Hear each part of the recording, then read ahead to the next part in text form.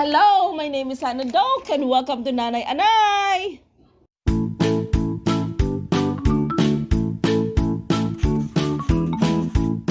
Pardon about the sound at the background. There may be some background noise here. The children are very active at this time of day. Yes. Well, today's video, this is like a lot of people have been requesting about this video.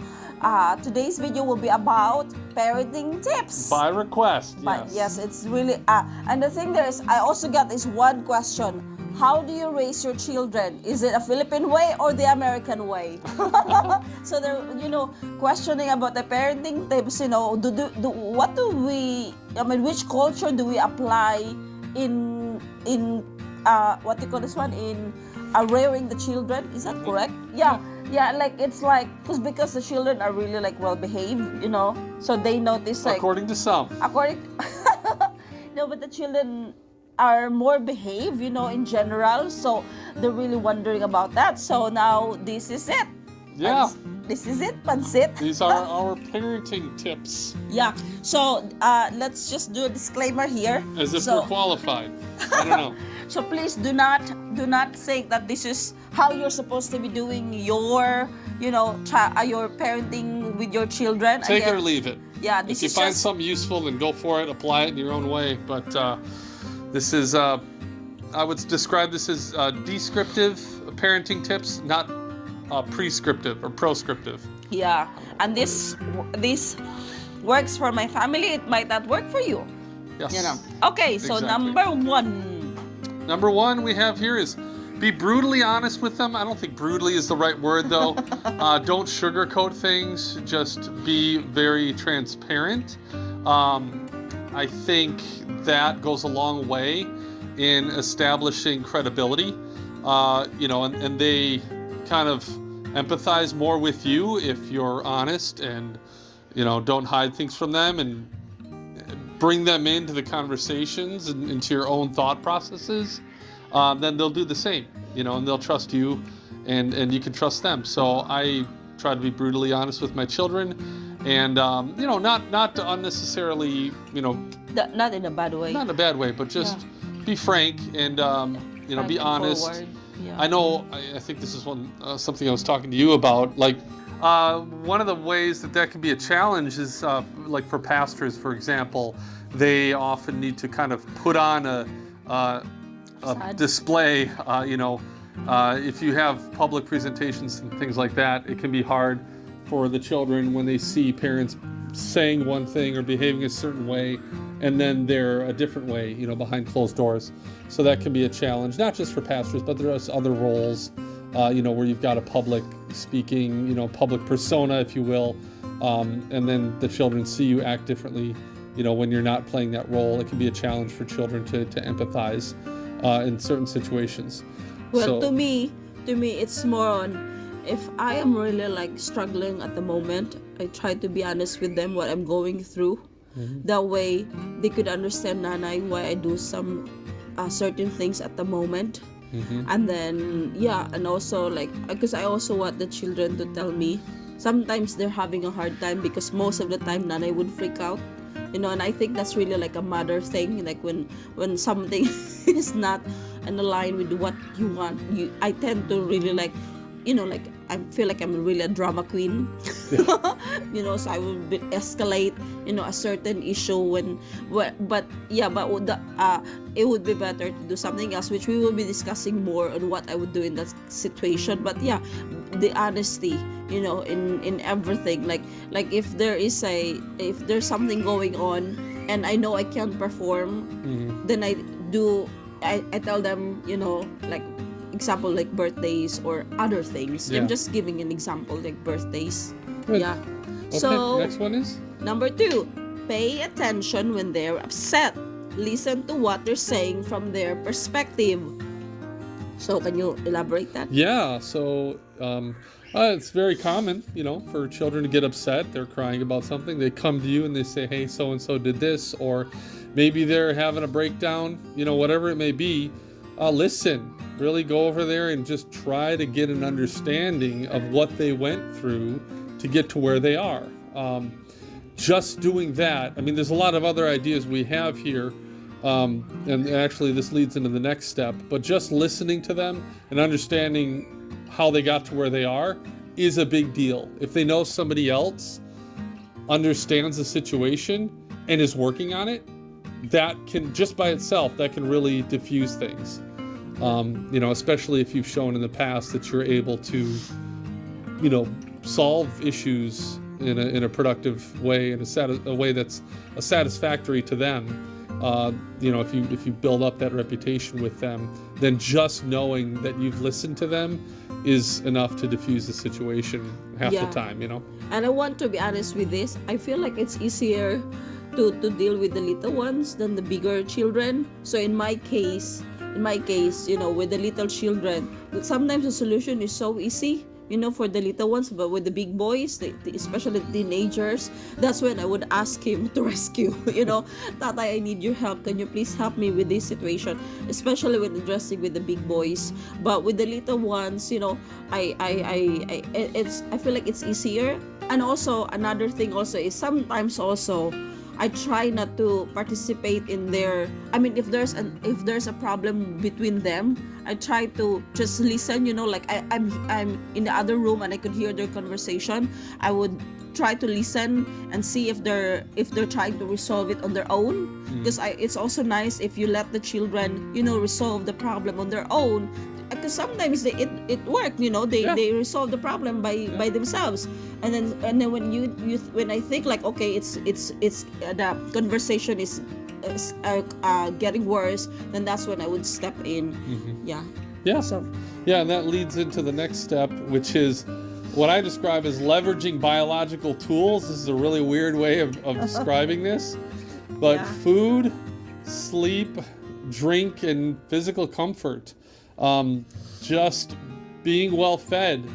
You talk about sugar levels. An extreme example of this is somebody who's diabetic and their blood sugar starts to crash. They can get very irritable. And so that happens to all of us, even if we're not diabetic.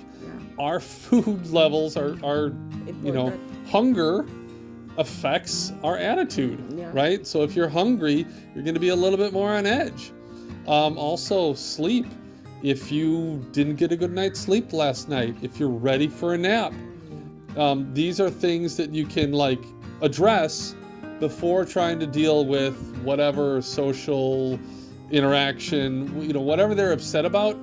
You can kind of put that on hold and get them some food.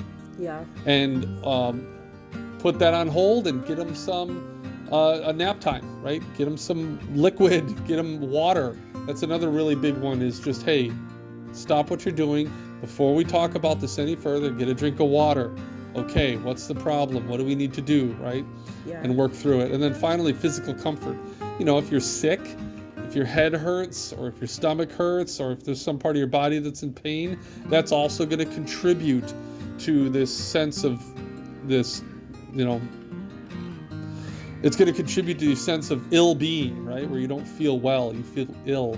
Yeah, like one thing, I like to say this to some of my friends, is like, us as grown up, when you lack of sleep, when you're hungry, when you're in physical pain, when you are in a stressful situation, you would respond negatively. Sometimes you would respond negatively to a certain situation.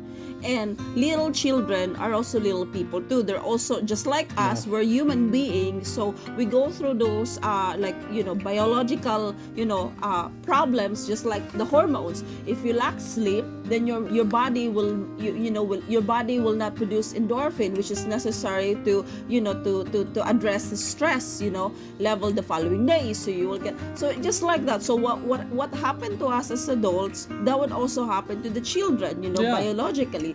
So that's why we Alex and I, we would, if we notice that one of our child is acting up, maybe he just needs to take a nap, so we send them to bed and then they take a nap, and then when they wake up, they are much better. I mean, because as an adult, these things all still apply. So you're not just patronizing your children, it's like a real thing. You actually want your children to reciprocate, right? Because there are times when I'm hungry, when I'm thirsty, when I'm in pain, or I lack sleep, And I would hope that my children recognize that as well, right? And be like, okay, well, Tata is upset because of this or that, right? And give them a little bit of grace. And you're not dismissing them. You're legitimately empathizing with them. Hey, it makes sense that you get upset about things in certain contexts, right? Yes. And leverage the biological tools to resolve those things. So the next one? Sorry, screens are the devil. Screens are the devil.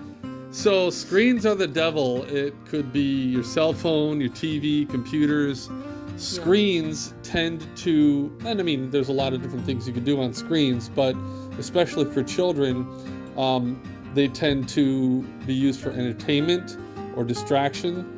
And even if they're just like reading an article or scrolling through a news feed, those kinds of things serve this constant dopamine hit, right? Yeah. So you're always getting this dopamine hit of new information, and it kind of drains you, right? And it affects your attitude throughout the rest of the day. Yes. So we found really good results in restricting or eliminating screen time for a certain period.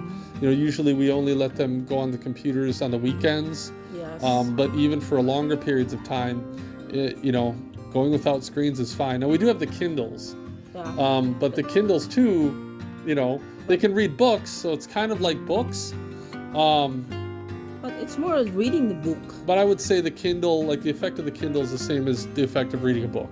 Yes, right? Because all that's in there is just book. It's just in a digital form. Yeah, usually long form books where they're forced to focus on one concept for a longer period of time. Yeah. So it's not quite the same as like a computer to monitor. Yeah, because even if we buy a book, they will still be reading it. Yeah, because they do the same thing with books. Yeah, if we get a hard copy, it's the same. They're face just is there. buried in the book for all day, which is fine. I like that. Yeah, that's a good problem to have, I guess. Yeah, I remember like with this, screens are the devil. Like people, whenever we go out to eat, people would notice that our children don't have cell phones. And then whenever we go out to eat, we really converse as a family. We're active, sitting at the table, we're talking to one another. And then the other, people at the restaurant are just, everyone are on their phone. Nobody was talking. And then sometimes, mostly from older people, they would really like notice, hey, your children are so well behaved. And then one thing I noticed, they don't have a cell phone, and it's like, yeah, they don't. How do you do it? It's like, just don't get them a phone.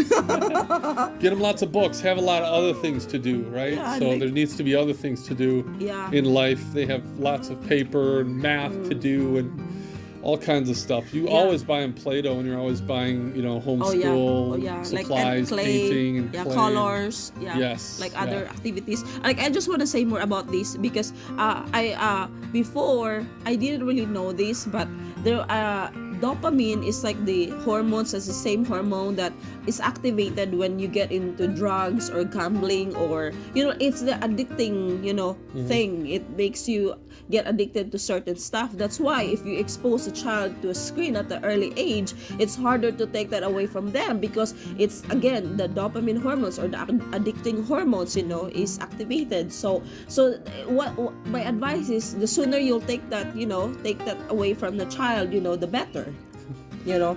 All right, next.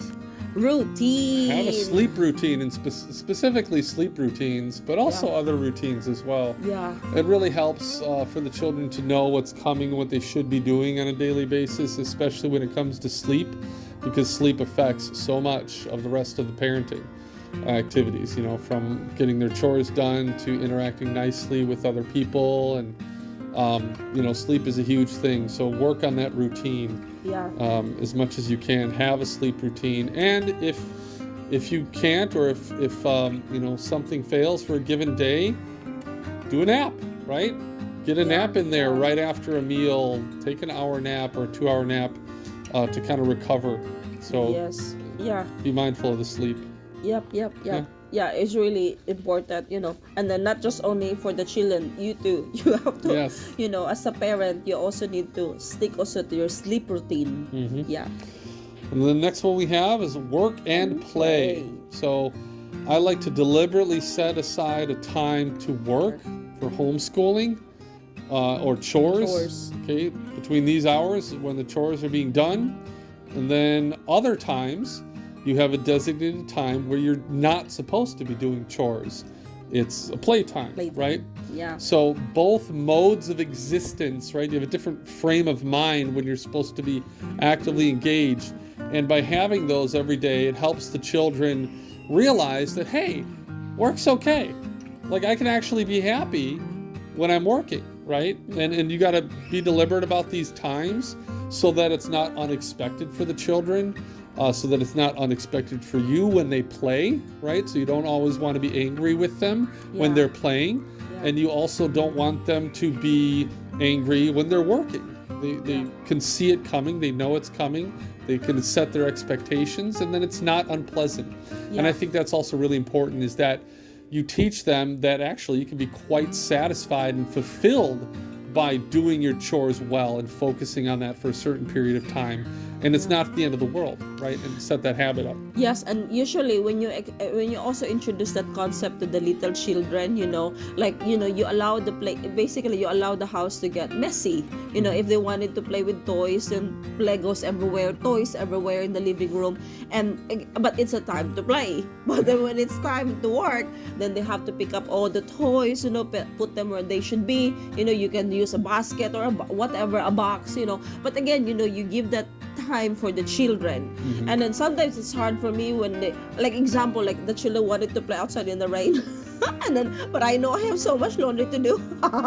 Sometimes I do allow them, but sometimes I don't, Again, that expectations. Right. And so you want to make sure that they know that they're not misbehaving when they're playing, and that you're not upset for them at them for playing. And also you want to make sure you give them accolades, that you express your appreciation and praise them for the good work that they're doing when they're working. And then also another thing, is when they are in a working mode, the children would ask us something that would encourage them to do the chores. Oh, like music? Yeah, like music. Yeah. So we put the speaker out there. Again, only an MP3 speaker, no laptops, because sometimes they have a tendency to go to the screen again, other things. Get sidetracked. So we put out a speaker there, MP3 speaker, and then we have the music that they like to listen, and then they would be in a working mode, as soon as they would hear those music running, playing. Next. And last, number 7, this is our last one, disconnect when you're not in the right frame of mind. Allow yourself to hit that pause button where you just, okay, look, I got to go collect myself. Yeah. If you don't have that out, things can kind of build to a head. Sometimes you need to just take a step back and realize that, hey, I'm not in the right frame of mind. I need to go get a drink of water, or I need to nap. Do these other things. But having that out is important for yourself and for your children, right? So you really need to take care of yourself. For me, my routine would be, I need to drink my coffee first thing in the morning, and I like that the children would, allow me to really have that 30-minute to 1 hour where I would take care first of myself, and then when I go out there, then I'm ready. Or sometimes in the middle of the day, I get burned out. As a lot of women would say, you're a super mom, or your husband is a super tatay, super dad, because we have this many children. But with all honesty, we get burned out, and that's when we really need to take a break. Sometimes we would go on a date because we're both hungry also. But anyway, so that's it. Very few problems actually need to be solved immediately. Most problems can be pushed back 20 minutes, 30 minutes, an hour or two after lunch. When you can sit down and plan on planning, right? Hey, we're going to talk about this and how we can do better after lunch or after dinner. Let's set aside 30 minutes. Everybody's going to be available then. Let's sit down and talk about this. And we don't have to shout out our opinions right then and there. Everybody knows that they'll get a chance to explain what their concerns are, and so that everybody will be heard and we can come to a solution that's acceptable to everyone, instead of just shouting at each other and trying to solve it in the moment. Allocate some time, disconnect, right? And give yourself that out. If you're feeling like you or the other person is escalating, you can try to de-escalate by disconnecting, giving some space and some time. Yeah, and sometimes like you would feel like at the moment, it seems like everything needs to be done, needs to be resolved at the moment, and then you have the tendency to be giving out nasty words. But then if you realize, like, if you just wait later, and when you come back, you would, oh, that wasn't really like that big of a deal. You know what I'm saying? Like, it could be resolved in a nice manner, like that. Yeah. Although sometimes also, in my case, especially when Tata is already sleeping, and then it's too much really to handle for me at that time, I would really like detach, and that's when I would pray. Yeah, That's when I would pray, because I know part of it is really like, if we ask God for grace, and so I feel like that's also my prayers. God, please give me to be more gracious to my children.